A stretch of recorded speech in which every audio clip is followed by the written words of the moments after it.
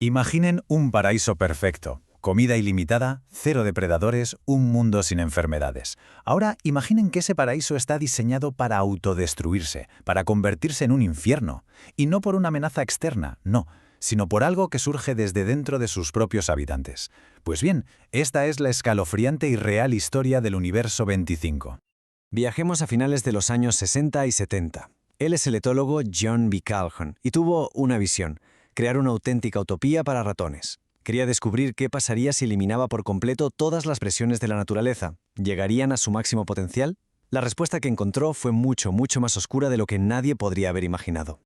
Vale, ¿y cómo era exactamente este paraíso para ratones? Calhoun lo bautizó como Universo 25, y la promesa que ofrecía era, en apariencia, muy simple: una vida perfecta completamente libre de las luchas que definen la existencia en el mundo real.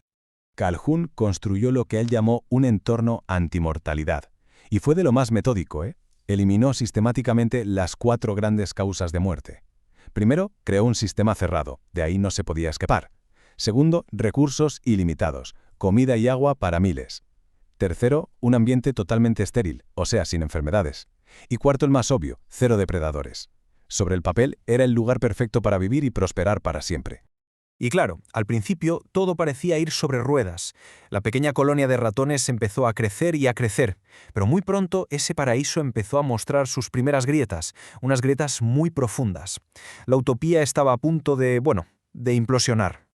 Y como se puede ver en esta curva, al principio el plan funcionó a la perfección. Durante lo que se llamó la fase B, la población se duplicaba cada 55 días, o sea, un crecimiento explosivo. Visto desde fuera, parecía el éxito absoluto de la utopía. En el día 560, la población llegó a su punto máximo, 2.200 ratones.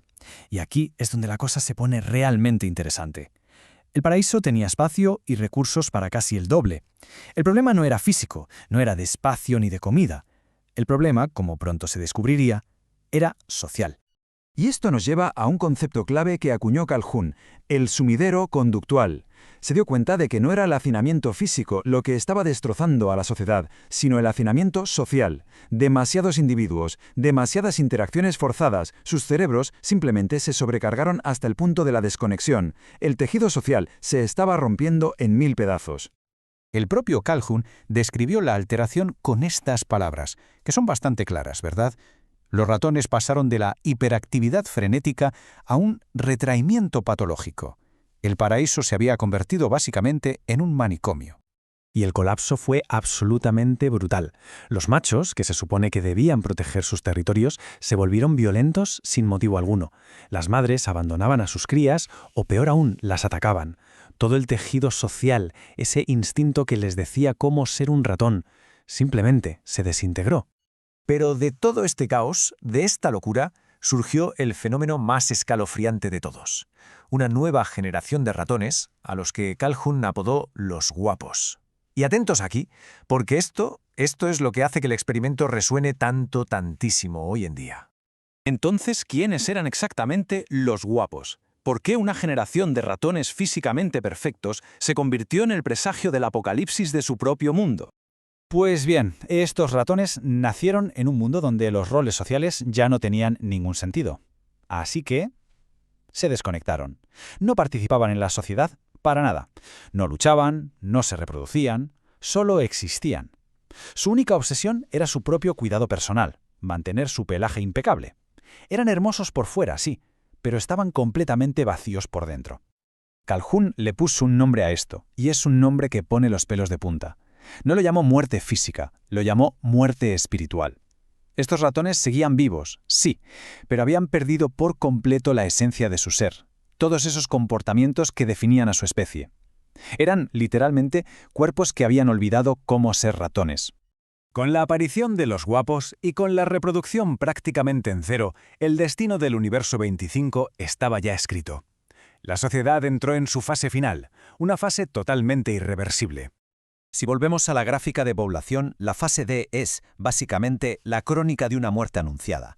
La línea entra en un declive en picado y ya no hay vuelta atrás. Sin nuevos nacimientos, la última generación simplemente envejeció y murió, arrastrando a todo su universo hacia el silencio absoluto. La cronología es, de verdad, desoladora.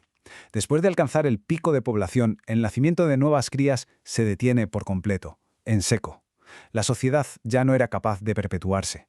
La utopía se había convertido oficialmente en una necrópolis. Y esta es la clave de todo el experimento.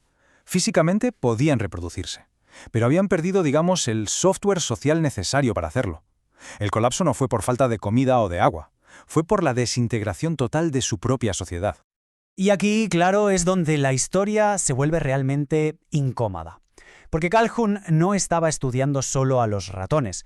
Sus pensamientos, como él mismo reconoció, estaban puestos en la humanidad. Fijémonos en esta tabla. A la izquierda, los síntomas del colapso de los ratones: aislamiento social, narcisismo, cese de la reproducción. A la derecha, algunas tendencias de nuestro mundo. El aislamiento en la era digital, el individualismo extremo por encima de la comunidad y, sí, las tasas de natalidad en descenso en muchísimas naciones. La pregunta es inevitable. ¿Estamos viendo un eco? Ahora a ver, seamos claros y justos. Somos mucho más complejos que los ratones. Tenemos cultura, conciencia, la capacidad de cambiar de rumbo. De hecho, otros estudios, como los del psicólogo Jonathan Friedman, no encontraron un colapso similar en humanos bajo condiciones de alta densidad. La conclusión de Calhoun no es una profecía, sino una advertencia que debemos analizar con muchos matices. Pero, a pesar de los contraargumentos, no podemos ignorar la intención del propio Calhoun. Para él, el universo 25 no era un simple experimento con ratones, era una metáfora sombría, una advertencia sobre el destino potencial de una humanidad que pierde su propósito y su conexión. Y esa es la pregunta final que nos deja el universo 25. Nos enseña que una sociedad puede tenerlo absolutamente todo en el plano material y aún así desmoronarse si olvida cómo interactuar, cómo cooperar y cómo encontrar un propósito que vaya más allá de la mera supervivencia individual. El eco de aquellos ratones resuena hoy y nos obliga a preguntarnos si de verdad estamos escuchando.